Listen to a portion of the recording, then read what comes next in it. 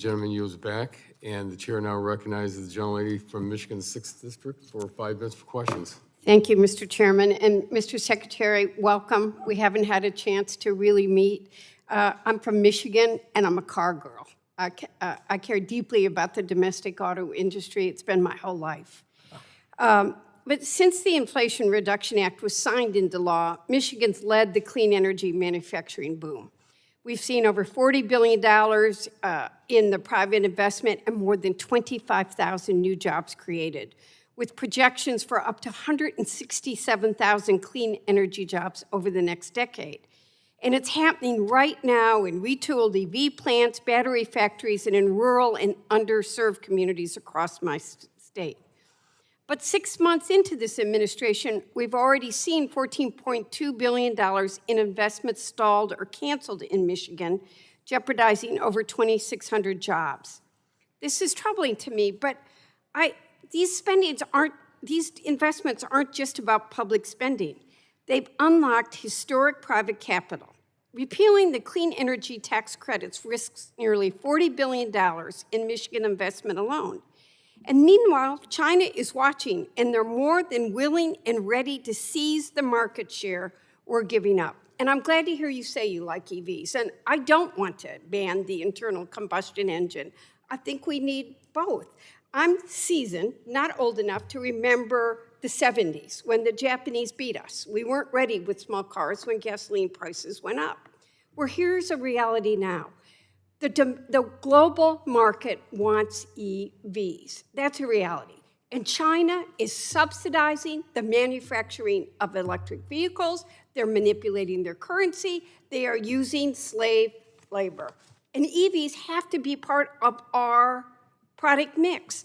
Is forfeiting this market share to the Chinese Communist Party a smart manufacturing strategy?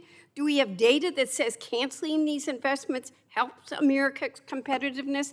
And have we looked at how many jobs this is going to cost us? So, Representative, I love your passion, and I want to see Michigan reindustrialize again. It's got such a proud, beautiful history, and I truly believe it has a proud, beautiful future as well. We have to you and I got to work together to make sure we put the world on wheels, and we're going to keep the world on mobility. No other country can beat us. I love it, and I agree.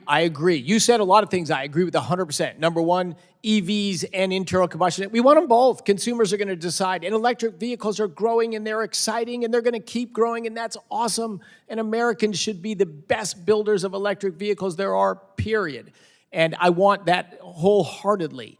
China, as you said, illegally subsidizes their marketplaces. They're doing it to try to undermine your state and your industry. There's no question they're doing that. And the United States, I think a lot through tariffs, is going to stop these Chinese things that are not built in the same setting. You even mentioned slave labor. Literally, that is true. I know. And so, yes, we got to re-energize, re-drive, re-advance American industry, and there's many ways to do that. I'm in line with a lot of those, which is regulatory environment, bring capital. In fact, the trip we did to the Middle East, everyone thought we were over there talking about oil prices. We pretty much never talked about oil prices.